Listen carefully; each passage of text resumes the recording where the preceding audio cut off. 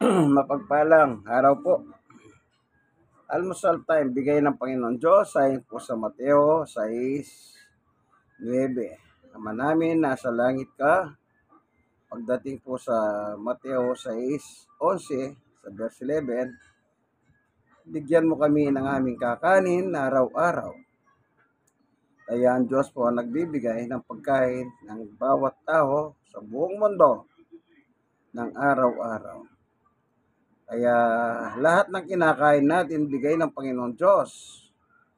Masarap man sa pakiramdam o hindi man masarap sa inyong paningin, basta lahat nakakain, lahat yan provided by God. Ang nagturo sa atin yan, walang iba kundi ang ating Panginoong Yesukristo. Sino ang Panginoong Yesukristo? Ayon sa Biblia, siya'y anak ng Diyos. 1:3:16. Gayon na lang ang pag-ibig ng Diyos sa sangkatauhan, kaya't ibinigay niya kanyang kaisa-isang anak na si Jesus, na sino man ang sumampalataya sa kanya ay hindi mapapahamak, kundi magkaroon ng buhay na walang hanggan. So, ang nagpahalam sa lahat ng tao na yung pagkain natin ay galing sa Diyos, ang nagsabi niya ng ating Panginoong Yesukristo, ang anak ng Diyos na buhay. Kaya lahat ng kinakain natin, sabi ko nga po, hindi man masarap o masarap man sa iyong paningin, dapat mong ipagpasalamat yan sa Panginoon Diyos. Bakit? Kasi binigyan kanyang pagkain. Unang-una, pag ang kapitbahay mo nagbibigay ng pagkain, pinasasalamatan natin siya. Lalo na kung masarap ang ibinigay niya. Kung todo, pasalamat ka ng pasalamat. Ang daming pasalamat. Di po ba ganun ang ugali ng tao? Bakit ang Diyos hindi mo siya pinasasalamatan sa pagkain mo na ibinibigay niya? Kumisan po ang tao, kain lang ng kain, walang pasalamat. Tama ba yun? Mali po yun. Sabi ko nga po sa inyo, yung kapitbahay ninyo, pinasasalamatan ninyo, pero yung Diyos na nagbigay sa iyo ng buhay, ng hininga, lahat ng meron ka, pagkain mo, hindi mo kayang pasalamatan o kinakalimutan mong i-appreciate yung kanyang gawa sa buhay mo. Dapat pinasasalamatan natin ang Diyos. Unang-una, ang sabi ni Pablo, unang Thessalonica, chapter 5, verse 16, 17, 18. Yung pasalamat sa Diyos ay kanyang kalooban. Kalooban mismo pala ng Diyos na yung mga tao dapat tayo, kahit anong lahi tayo sa buong mundo. Sabi ni Pablo, yan ay kalooban ng Diyos ang ikaw ay magpasalamat sa Kanya. Na po, si Pablo naman po ang nag-reveal niyan. At ang nagturo naman kay Pablo ay walang iba kundi ang ating Panginoong Yesukristo. Ang aral naman ng Panginoong Yesukristo na iniaral ni Pablo ay galing mismo sa Diyos. Kaya sa Diyos pa rin galing ang salitang dapat tayong magpasalamat sa Kanya. Amen po ba? Amen. Salamat Panginoon Diyos sa masarap na tulog kagabi na binigay mo po sa amin. Iningatan mo kami, iningatan mo itong tinitira namin, nilayo sa pagkasira o wasak. Salamat po Panginoon Diyos. Sa ngalan ni Jesus, amen. Salamat sa almusal na bigay mo. Ito, suman at saka kape. Ito galing sa mga nagtitinda. Binili ni Sister Baby. Pero, sino nag-provide ng ginagawang suman? Yung daon na saging, sino nagbigay ng daon? O nagpatubo ng saging? E di yan Diyos. Sino nagpatubo ng malagkit? E di yan Diyos. E yung panimpla nito ng asukal, sino nagbigay sa magpatubo ng tubo? Hindi natural ang Diyos. Wala pa tayo, meron na lahat yan. Ayon sa Genesis chapter 1 hanggang 31. Ala pa ang tao, ginawa ang tao ng ika-6 na araw. Magbuhat sa 1, 2, 3, 4, 5. Lahat ng 5 araw na yan, lahat ng pangangailangan ng tao kinumpleto ng Diyos. Pati itong lupang ating kinalalagyan. Pagdating ng ika-6, nilikha niya ang tao at inilagay sa Garden of Eden. Kompleto na. Kukunin mo na lang. Ala pa tayo, meron na isda, gulay, puno, prutas, lahat na tumutubo. Nagkakabinhi, walang binhi.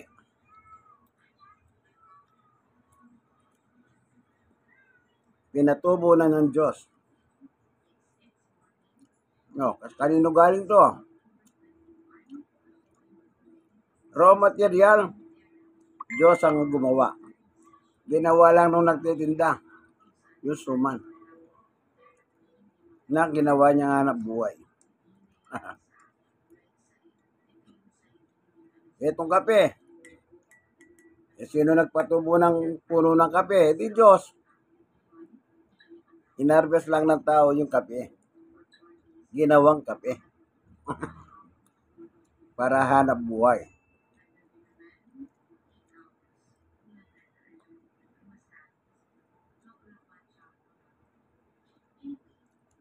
Kaya niyang likayin niya tao.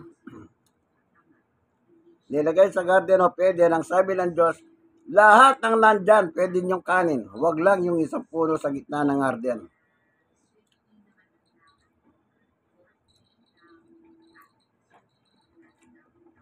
Masarap ang gawa. Bakit masarap? Ang Diyos ang nagpapasarap niyan. Kasi yung pinanimplan nila dyan, galing pa rin sa Diyos. Amen.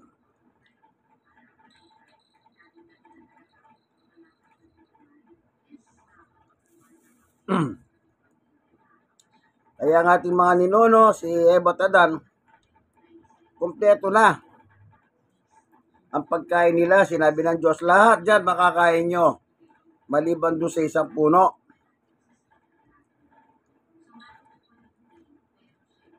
Hindi naman sila nagtalim. Ang Diyos ang nagpatubo noon, nagpaulan, tumubo.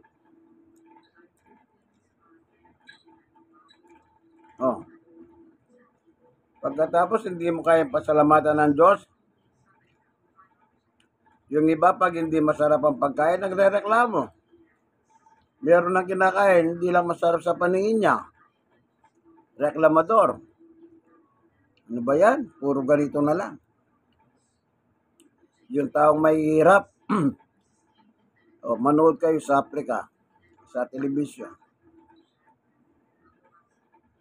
Maghahunting muna sila. Isipin mo, maghahunting sila, mga hayop na mahihilap para lang kakain ng hayop. Karne. Kaya nyo yun?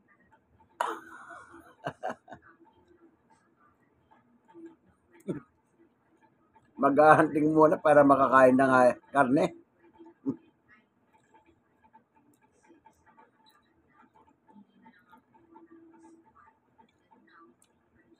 Eh, yung mga tao doon sa Africa, pag nakakuha sila ng mga mahihilap na hayop, nagsasaya sila. Bakit? Kakain ng buong barangay.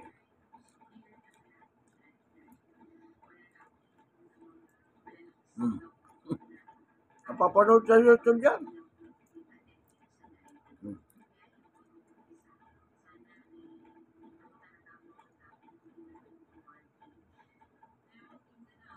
Yan ano. Ito po ang inyong kaibigan Jesus, Brother Manny Bautista. Nag-almusal po ako na suman, saka kape. Itong kape, hindi yung tinitimplang 3-in-1 ha. Full boss. Tinitimpla ko. Parang 3-in-1 din. Kape, yung coffee mate at saka asukal. Tatlo din. Pero, hindi kagaya ng 3-in-1 yung nabibili. Ang dami po sangkap nun. Napakasarap yun.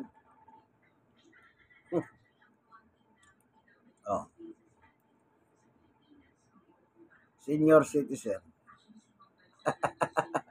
Senior na po.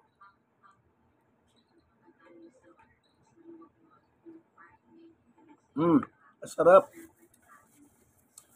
Kaninang umaga, isa na lang. Uminom na ako ng garlic water with calamansi and onion. Baka magtaka ko, ba't meron onion? Inuubo ko eh. Yung onion para sa ubo. Yan, nilagyan ko ng isang pirasong onion. 3 bawang. Isang pirasong bawang, isang onion. Ganyan kalaki. Sa mainit na tubig, kumukul pa. Para lumabas yung katas.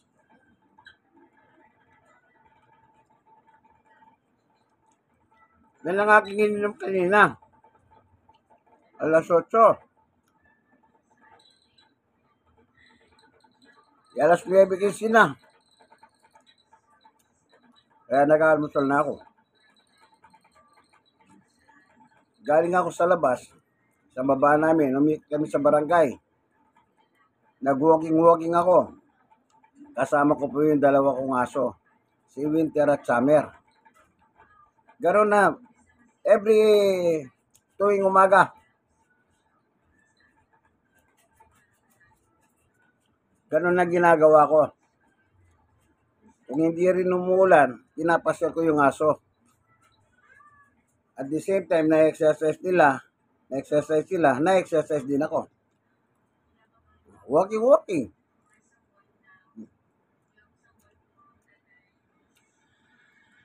Una sa lahat, pagkagising ko, nasa banig pa lang ako, nagpasalamat na ako sa Diyos. Pag-aralan nyo, pagkagising nyo sa umaga, sa banig pa lang, nang iniiga ninyo, kung ano man yung kama man yan, kung papag yan, o kung saig man yan, bahala kayo. Pagbulat ng mata mo, pasalamatan mo ng Panginoon Diyos at ginising ka niya.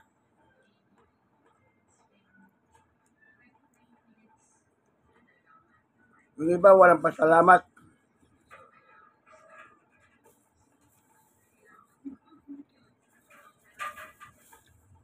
Pagbulat ng umaga,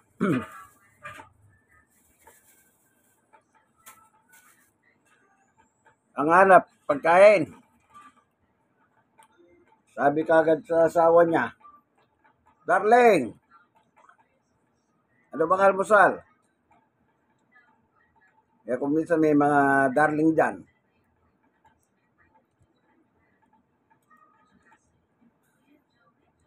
pinagagalitan yung asawa. Hanap pa ng almusal, wala ka binibigay na pera eh. Wala ka kaging ingreso eh. Hanap pang almusal. Bahala ka. Sabi ng mga darling. Pero pa, sabi ng mga darling, pagdating sa inuman sa barkada, may pera ka. Pero pagdating sa pamilya mo, nga. Kaya doon ka kumain sa barkada mo.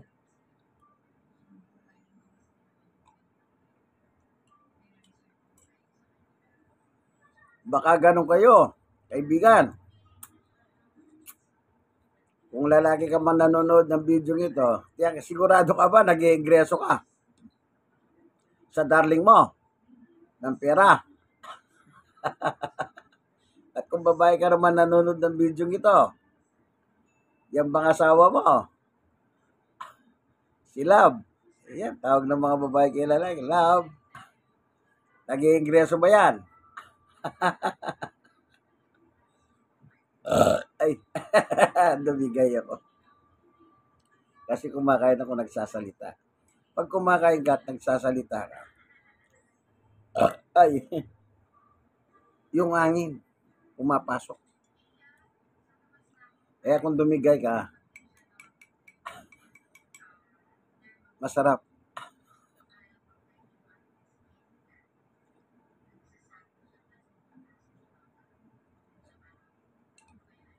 Perfect. Ako simple lang sa buhay. May kinakain ako kahit ano, tama na. Tama na. Di na ako naghahanap pa ng kung ano-ano. Minsan yung iba, meron na nga dyan. Ay, alabang ganito. Inahanap yung wala. Yung meron na. Ang maganda dyan, ganito lang. Magbigay ka ng ingreso. At saka mo sabihin ang gusto mo. Darling, gusto ko ganito. Yan. Nagbibigay ka ng ingreso. Hindi ka nagbibigay ng ingreso. Aba, baka lagyan ng darling mo ng purgang kabayo. Yan kinakain mo. Kaya mag-ingat kayo. Kayong mga love, mga mister na hindi nag-iingreso. At tip ko lang sa inyo baka lagyan ng purgang kabayo yung inumin nyo.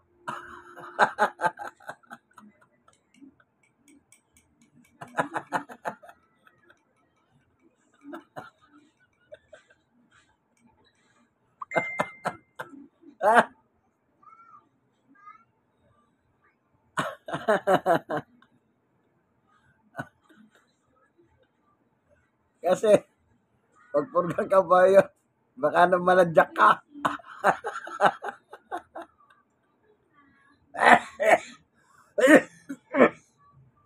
Napo, tuloy na.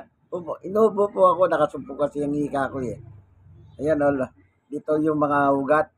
Yan ang sintomas. Kahit hindi ko nagsasalita, kayong mga may hika, yan. Sign na nakasumpong ang hika mo, kanya lang, kaya mo. Kaya mo. Alam niyo yung ganon? Nakasumpong pero kaya mo. Kaya mong kontrolin. Meron mga tao na nakasumpong ang hika, hindi kaya yung hika ang kumokontrol sa kanya. Tignan niyo yung bata, hindi kaya kontrolin. Kaya yung asthma, hika, siya kumokontrol sa kanya. Kaya sabi ni Sister Baby, alis ka ba? Sabi niya, hindi ko kaya kako. Take a rest. Balak ako magpatingin sa Lunes na. Kasi center lang. Walang bayad. Libre. Alam niyo naman sa mga walang bayad. Merong holiday, Sabado, Linggo. Dapat ang gawin ng gobyerno. Kung paano yung private. Continuous yung araw ng ospital. Dapat ganun din sa gobyerno. Sabagay sa gobyerno naman, bukas naman yung ospital. Pero yung mga center, sarado. Ibig ba sabihin, gawin nilang araw-araw na bukas. Pwede naman silang magliban-liban yung mga staff ng ospital. Sa government, sa mga center sinasabi ko, center. Kasi sa center, mas malapit pumunta yung tao. Kung pupunta ka pa ng mga government hospital, mamamasay ka pa kung minsan 2-3 beses bago ka makarating. Pag dumating ka, sasabihin, balik na lang po kayo sa Lunes. Ang tinatanggap lang nila sa ganyan, yung emergency. Pero kung makita ka nila, ano sakit nyo? Nakasumpong ang hika ko. Ay sige po, balik na lang kayo sa Lunes. Ay, government hospital pa yan. Nakakaranas ako yan. Liban lang kung talagang kinakailangan. Yun, tatanggapin nila, emergency tawag doon. Kape, kaibigan.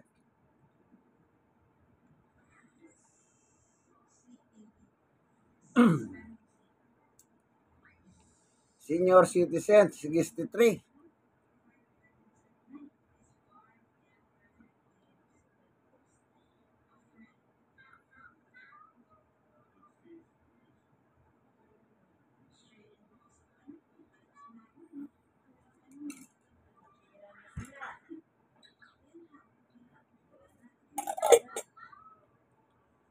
Ayan po, tapos na Almusal time, bigay ng Panginoon Diyos. Amen. Ito po ang inyong kaibigan kay Jesus, Brother Manny Bautista. Isa lang, kaibigan, like, share na share. Kayo mga nagsishare, sharean nyo rin po yung iba. Hindi lang almusal ito. Meron pang konting aral. Biblikal. Hindi ko aral. Aral ng Diyos nakakatala sa Biblia. Lahat ng binanggit ko, sige, kung may Biblia kayo, basahin nyo kung di totoo. Hindi ko kayo lolokohin.